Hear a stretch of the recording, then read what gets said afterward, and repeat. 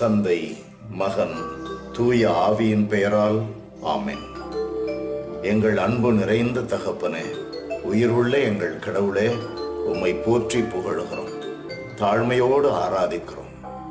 அப்பா, இந்த நாளில் நாங்கள் எப்போதும் என்ன வேலை செய்தாலும், எங்கு பயணமானாலும், எந்த இடத்திலே இருந்தாலும் உம்மோடு இணைந்திருக்கும்படி ஜெப வாழ்வில் நாங்கள் நிலைக்க எங்களுக்கு அருளை தர உம்மை கெஞ்சி மன்றாடுகிறோம்.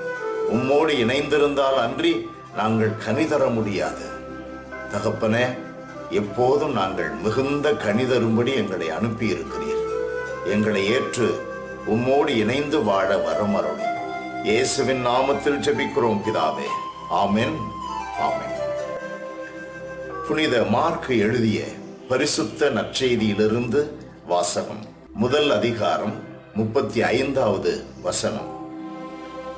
இயேசு விடியற்காலை கருக்களில் எழுந்து தனிமையான ஓர் இடத்திற்கு புறப்பட்டு சென்றார். அங்கே அவர் இறைவனிடம் வேண்டிக் கொண்டிருந்தார்.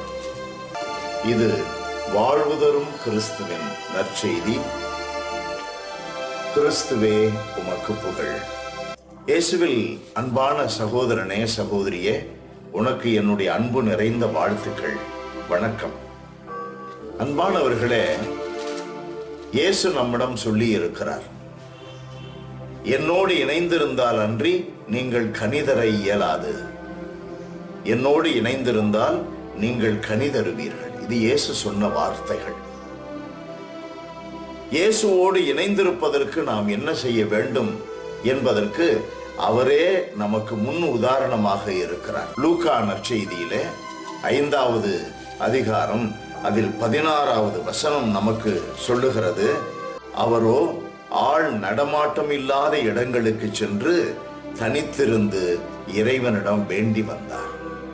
கனி தருவதற்கு மிக முக்கியமான ஒன்று, மிக அத்தியாவசியமான ஒன்று இறைவனோடு இணைந்திருப்பது. ஜெபத்தின் வழியாக அவரோடு இணைந்திருக்கும் பொழுதுதான் நாம் அன்பு செய்யவும், நீதி செலுத்தவும், உண்மைக்கு சான்று பகரவும் நமக்கு தேவையான மன உடல் வலிமை கிடைக்கிறது.